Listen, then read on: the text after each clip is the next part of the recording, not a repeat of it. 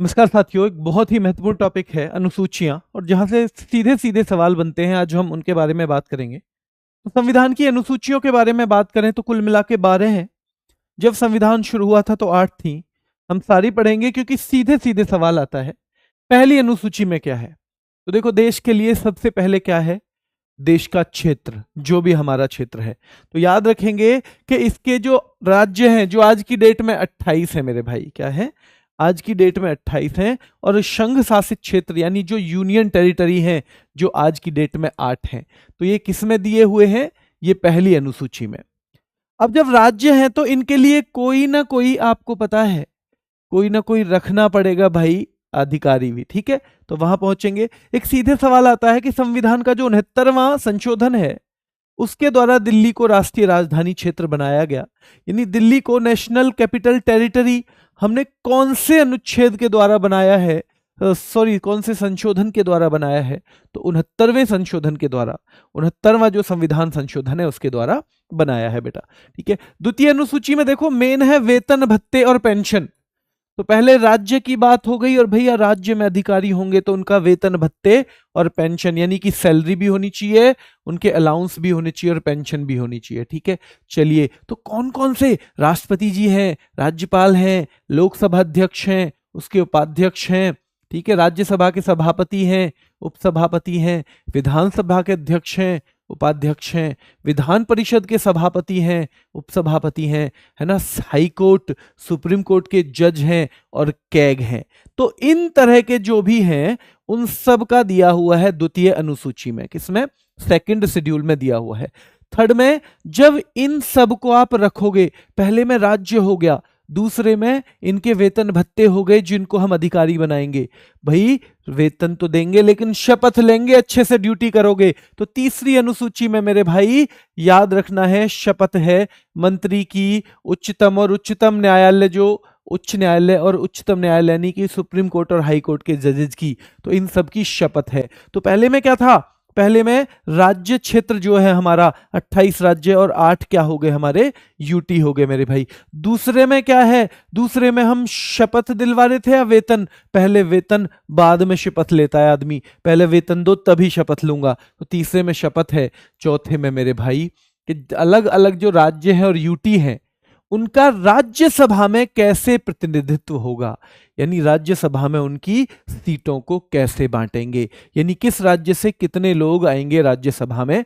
ये राज्यसभा में सीटों के आवंटन की बात है। पांचवी अनुसूची की अगर बात करें तो देखो, यह अनुसूचित क्षेत्र और अनुसूचित जनजाति का प्रशासन संबंधित नियंत्रण, यानी कुछ अनुसूचित क्षेत्र हैं, यानी जो पहले से ही छांटे हुए हैं, और अनुसूचित जनजाति का प्रशासन कैसे होगा उन क्षेत्रों में, इस तरह से बात चल रही है 5वें नंबर पे। तो कौन सी अनुसूची में अनुसूचित क्षेत्र और अनुसूचित जनजाति के प्रशासन के बारे में प्रावधान है? 5वीं में है। छठी में भी है, लेकिन वो क्या है मेरे भाई? छठी में ये याद रखना है मेरे भाई, स्पेशल प्रावधान है, यानी कि असम का, मेघालय का, त्रिपुरा का और मिजोरम राज्य के जो जनजाति क्षेत्र हैं उनके प्रशासन के बारे में। वहां पे 5वीं में भी था, पर अनुसूचित क्षेत्र और अनुसूचित जो भाई मेरे भाई क्षेत्र है एक तो, और जो क्या है मेरे भाई अनुसूचित जनजाति, वो दोनों है उसमें। यहां पर इनके ध्यान रखना है मेरे भाई। तो यहां पर जो अनुसूचित जनजाति हैं उन क्षेत्रों के प्रशासन के बारे में बात हो रही है, लेकिन केवल 4 राज्य हैं, नॉर्थ ईस्ट के हैं। चारों ही कहां के हैं? नॉर्थ ईस्ट के हैं मेरे भाई। और पूछा जाता है कौन कौन से हैं, तो असम, त्रिपुरा, मेघालय, मिजोरम। तो एटीएम में मणि नहीं है, एटीएम में देखो 7 हैं, तो एटीएम एम ये हो गया, एटीएम एम। और देखो ना इसमें अरुणाचल है, ना नागालैंड है और ना मणिपुर है। भाई जहां नाग है वहीं मणि होगी, तो जब नाग नहीं है तो मणि भी नहीं होगी। जहां नाग है वहीं मणि होती है, तो जब नाग इन चारों में शामिल नहीं है तो मणि भी नहीं होगी, और अरुणाचल प्रदेश भी नहीं है। तो आपसे पूछता है छठी अनुसूची में कौन से राज्य हैं, तो आपको पता है एटीएम में मणि नहीं, तो ए का मतलब क्या है? असम। ए का मतलब है असम मेरे भाई। ठीक है, टी का मतलब क्या है? त्रिपुरा है। ए का मतलब असम है, टी का मतलब त्रिपुरा है, एम का मतलब मेघालय है और दूसरे एम का मतलब मिजोरम है। दूसरे एम का मतलब क्या है? मिजोरम। तो भाई एटीएम में मणि नहीं है, ना इसमें नागालैंड है, ना इसमें मणिपुर है, ना इसमें अरुणाचल है। ना इसमें नागालैंड है, ना इसमें क्या है, अरुणाचल है, ना मणिपुर है। तो हमने 6 देख लिए ना, 6 के 6 देख लिए। हाँ जी, 6 के 6 देख लिए हैं। 7वीं अनुसूची शक्तियों का बंटवारा है। 7वीं शक्तियों का बंटवारा। और भाई ध्यान रखना है, सरकारों द्वारा जो शुल्क और कर लगेंगे उनके अधिकारों का उल्लेख है। तो शक्तियों का बंटवारा कैसे? 3 सूची बनाई हुई है। 7वीं अनुसूची में 3 सूची है, संघ सूची, राज्य सूची, संवर्ती सूची, union list, state list and the concurrent list.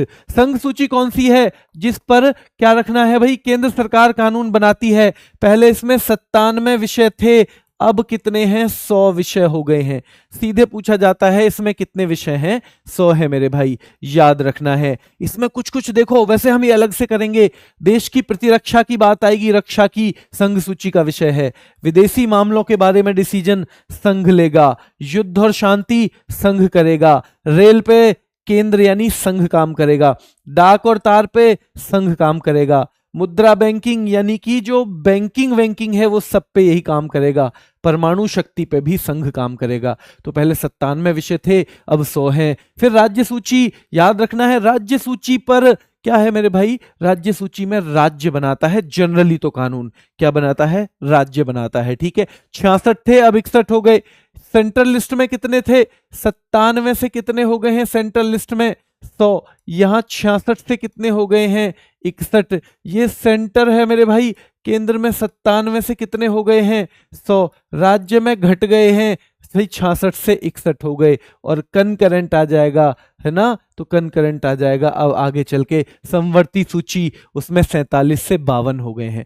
संवर्ती में 47 से 52 हो गए। शांति और व्यवस्था राज्य देखेगा। पुलिस, जेल राज्य देखेगा। स्थानीय शासन यानी लोकल गवर्नमेंट जैसे गांव में चलती है, राज्य देखेगा। कृषि राज्य देखेगा। पब्लिक हेल्थ यानी कि जन स्वास्थ्य राज्य देखेगा। और भाई इंटरस्टेट ट्रेड जो है वो भी कौन देखेगा? तो ये भी देखेगा राज्य। ठीक है, संवर्ती सूची, इसके अंतर्गत दोनों कानून बना सकते हैं, पर अगर दोनों ही बना दें तो किसका चलेगा? केंद्र सरकार का चलेगा। किसका चलेगा? केंद्र सरकार का चलेगा मेरे भाई, याद रखना है। ठीक है, दोनों बना दें तो केंद्र सरकार का चलेगा। ठीक है, चलिए, और जैसे ही केंद्र बनाएगा राज्य वाला कानून खत्म हो जाएगा। इसमें 47 विषय थे, अब 52। तो देखो, केंद्र सूची में पहले 97 थे, अब 100 हो गए हैं।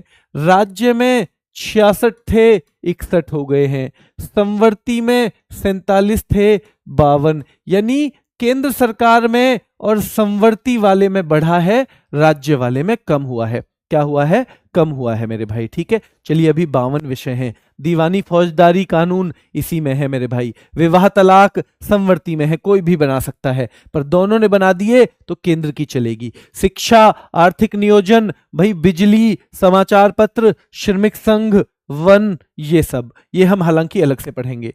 8वीं अनुसूची आ गई। 7वीं में 3 लिस्ट हमने देख ली। ठीक है, 8वीं में याद रखना है भारत की 22 भाषाओं का उल्लेख। 8वीं में भारत की 22 भाषाओं का, इसमें पहले 14 थी। 14 कितनी थी? ओरिजिनल। फिर ध्यान रखना है 21वां संशोधन हुआ और भैया सिंधी जोड़ दी। ठीक है, सिंधी जोड़ दी है 21वां। फिर 71वां ध्यान रखना है, फिर नेपाली, मणिपुरी और कोंकणी जोड़ दी। और भैया फिर 92वां हुआ है, बोडो, डोगरी, मैथिली और संथाली जोड़ दी। बोडो, डोगरी, मैथिली, संथाली। तो आपको पता होना चाहिए 21 में से क्या जोड़ा है भैया? सेंधा। सेंधा 21वां ध्यान रखना है। ठीक है, ये 71वां ध्यान रखना है। 71वें से क्या जोड़ा है? नमक। सेंधा नमक। और कौन खाता है सेंधा नमक? तो इन दोनों को जोड़ दिया तो मेरे भाई 92वां है ना, बड़ी मौसी खाती हैं। कौन खाती हैं? बड़ी मौसी। इसके लिए सेंधा नमक बड़ी मौसी के लिए लाना है। किसके लिए? बड़ी मौसी के लिए। तो ध्यान रखना है 21 में से जोड़ी है सिंधी। क्या जोड़ी है मेरे भाई? सिंधी जोड़ी है। ठीक है, न से नेपाली हो गई, नेपाली। ठीक है ना। मैं से मणिपुरी हो गई है। क्या हो गई है? मणिपुरी मेरे भाई। और कैसे क्या हुई है?